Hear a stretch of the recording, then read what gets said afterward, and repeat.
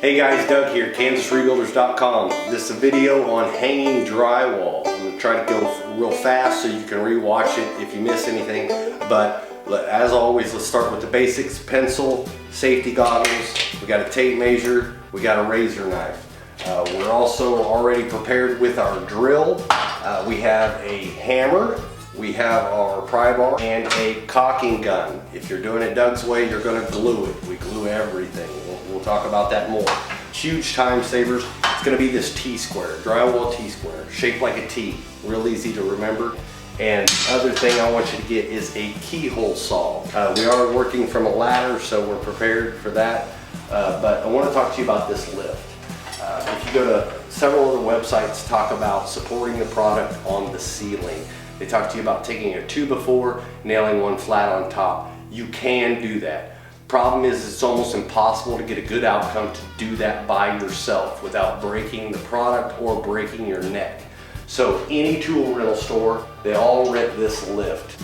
So anyway, let's get started. Okay guys, first there's a couple things we need to know. Sheetrock comes standard sizes 4x8, 10, 12, and 14. But in most situations, people are dealing with 4x8 sheets. So you want to plan that out ahead of time with the size of the room to prevent getting butt joints. In some situations like this one, we have to have them. The room's an odd size. It's like 16.8 by 17 feet. So they don't make that size sheetrock. Plus, we're down in a basement and we couldn't get the sheetrock down the stairs. So we have to deal with these. I'll show you how to deal with them. What we want to know about those first whenever we do have to have a seam is at all times the sheetrock must break on a stud, which means it must go halfway over there. It's never in any situation is it okay to break it out here without any kind of support behind the wall. If that ever happens and somebody leans against the wall, it's going to break right there. When hanging our sheetrock, I'm hanging it in a horizontal. I guess that's a good term for it. I'm hanging it laying down. If we do it right here, we can just, it's out of sight, mud, you'll never see the hump down here. I also always hang the top first. Makes it easier. I know that doesn't make sense in that you could set it on the ground and then set the next sheet on, but what that's preventing is you having to be exact with your measurement so that you know that when you put your next sheet up, you don't have to cut it or you don't have a big gap in the top. If I take the top sheet and put it up against the ceiling, I know my gap's already closed, and then I can measure the ground down below. Got the first sheets hung, but I'll show you the majority of the video hanging a sheet that needs to be cut. It's easier to do it that way. So here it is, guys. I'm getting a measurement here from my wall for my next piece. I'm getting 82 inches. So that's at the bottom of the sheet. So I'm gonna go to the top of the sheet. Get my tape up here. Measure that up there. I'm getting 82 1/4. So I'm 82 at the bottom, 82 1/4. It's just the way it is. I didn't frame the place. So anyway, what I want to do is I want to use the smallest measurement. That's 82 inches. But I also need to consider this, that I have sheetrock coming in on this wall and sheetrock coming in on this wall. The thickness of the sheetrock that we're using is 1/2 inch. So I know I have a 1/2 inch of play at this side that you'll never see this crack, so I can keep it nice and tight. So I'm gonna go with the 82 measurement at the bottom and know that it's gonna cover, maybe fudge it just, 81 7/8, just a little bit under, because again, I'm hanging it by myself. I'm gonna put this sheet up here. I want it to go in as easy as possible. I'm prepping the area. I'm a huge advocate, and I live my life by gluing everything. A guy once told me, nails and screws are only temporary holds until the glue sets. So it reduces the rattle, keeps the sheetrock from moving. I want to get as much glue wherever I can to get it on there to make sure that it stays. So let's glue everything. Okay, so we have our measurement from over here. We know that our short distance was 82 at the bottom, 82 1/4 at the top. So I'm gonna go ahead and just pull a measurement at the top. We'll mark 81 7/8. Take our T-square that I asked you to purchase to make your life easier. So anyway, I want to put it right on my mark. I'm going to put my foot down here to hold it at the bottom, and I'm just going to score it with a razor knife. Halfway down, and then I'm going to pull it halfway up. Do it again, just to make sure we get a nice clean snap. We got the scar line here. Score line, not scar line. Anyway, I'm going to take the sheet. I'm just going to pop the back break just like that. I get in right here behind the sheet. I'm going to take my knife, cut it halfway up, cut it halfway down, and we're ready to go. Now, again, sheetrock, we're doing this by ourselves. We want to take it and know that the sheet is best balanced if we take it from the center. So I'm not a very big guy here. Obviously I can handle this. I don't know the actual weight. I'll look that up and post that with this video. I want to grab this sheet right in the center. I want to pick it up, use my knee, grab it by my hand and carry it over. I just want to get it in this corner because I don't want to smear my glue too much. I'm just going to lift it up and then I'm going to close that gap. I'm going to hold it with one hand, but this would be handy if you had somebody to help you or you had your ladder sitting here. I keep my drill on a belt clip, screw it in. Now, it'll actually stay. I don't recommend leaving it there, but anyway, I'm a little guy, like I said. If you keep the weight in the center of the sheet, you can lift it up there, get it as tight as you can to the top. Now, let's talk about gaps. I'm going to finish getting this screwed down. Remember, on the walls, ceiling, it's every 12 inches. On the walls, every 16 inches. And that's actually listed without glue, but again, we're doing it Doug's way, so we're gluing everything. But anyway, let's talk about this gap right here. Gaps are okay. And actually in this situation, they're encouraged. It's a way, when we go to tape this and finish it, we want to get the mud in there and we want to get it to hold in this joint. So you can see it, let me zoom in here. We can actually see that that gap's about 1/8 of an inch. That gap's okay because we want to get the mud in there and it'll actually hold on to the edges of those sheets.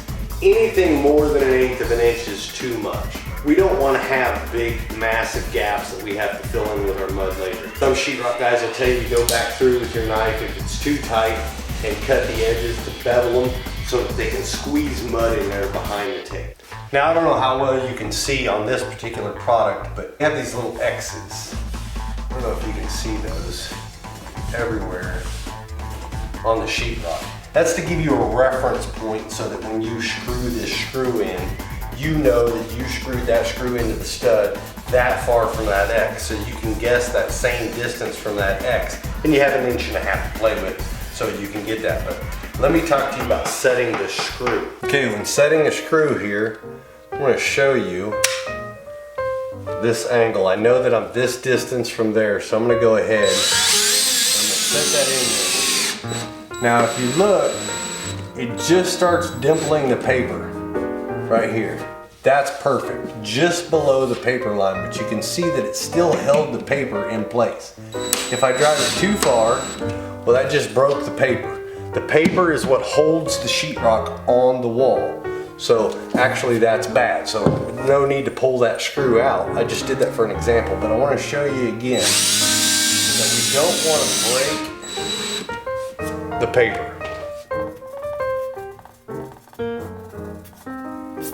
Now we got the upper hung, we want to go ahead and hang the lower. So I want to measure up from where I know the sheet's going to end. So on this far side, up from the concrete, it's 45 3/8. Then I'm going to come here where the sheet's going to break.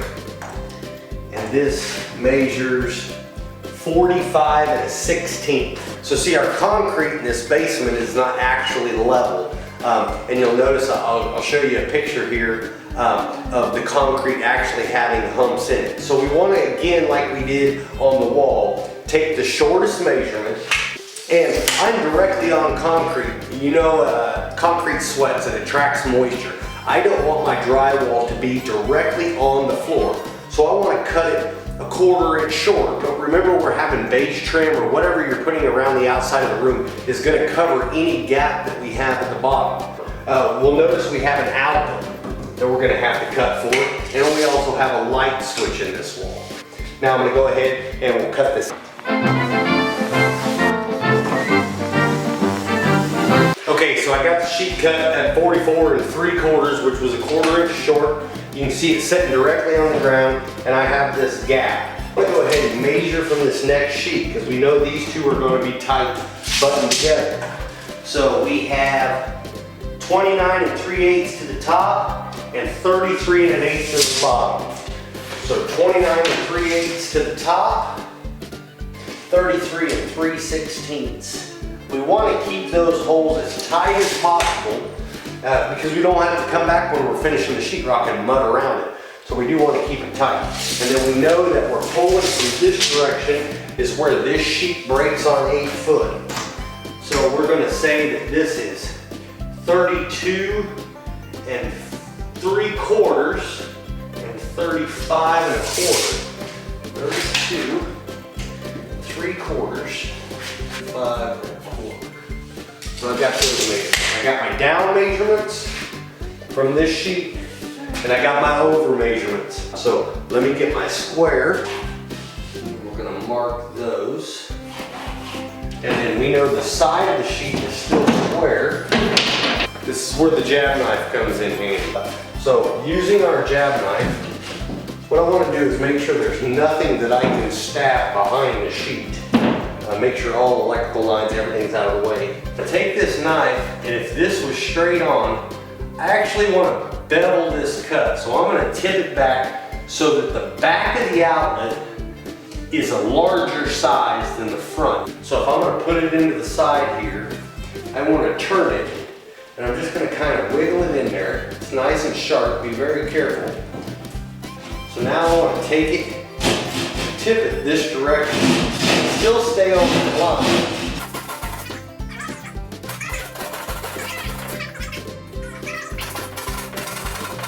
And then you can do it this direction. This way it's a little easier if you take your razor knife and kind of bevel your knife, put it at an angle, cut across, and then just pop it out like that. And then you can cut it and it'll fall right out. Here's the part we cut out. You can see this is the face and this is the back, so we put a bevel to it. The reason why we put that bevel in there is because it's giving us mistake room. And we see that the outlet's kind of hitting on one side. All we have to do is take our razor knife, and because it's beveled, we can just take the knife and shave off what we need on the sides if it doesn't fit exactly.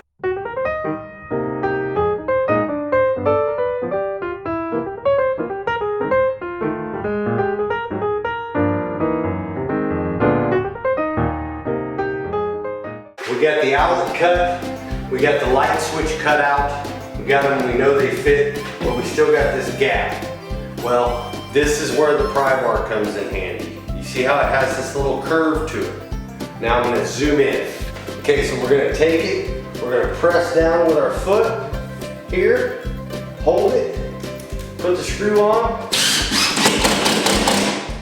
and there it is. A couple things I didn't mention. Whenever you're doing a butt joint, stagger your butt joints from the top to the bottom. Whenever possible, if you can't get the right size dimension sheetrock to do it without having a butt joint, try to break those above windows and doors. But you always want to hang the ceiling first. It was easier to film this video showing you a wall application. Anyway, here's how to hang the ceiling from a list. I'll just fast forward through it real quick.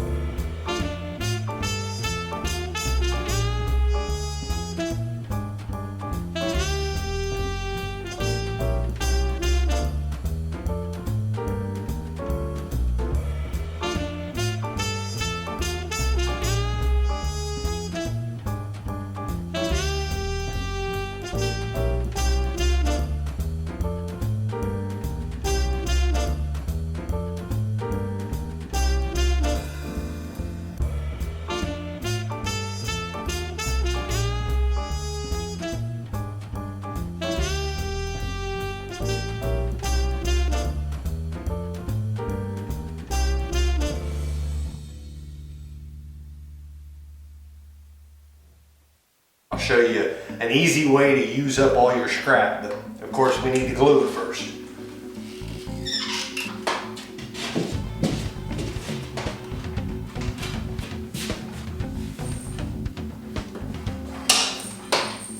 So what I want to do is I want to go in behind it with my razor knife and score it just like I did on the sheets down below.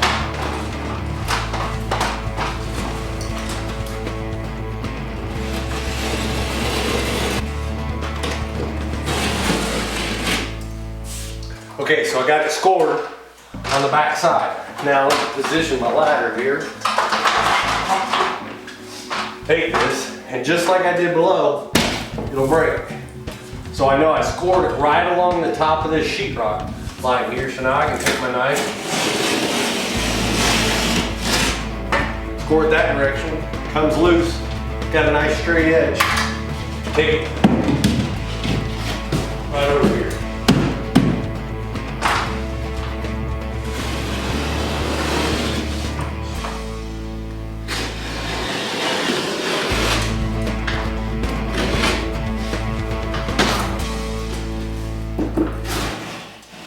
Well guys, that was how to hang drywall. I'm Doug McCollum with KansasRebuilders.com. Again, let me thank Catherine Barrett Photography. That's the in-home photo studio that I'm doing the drywall on, and we'll see you next time.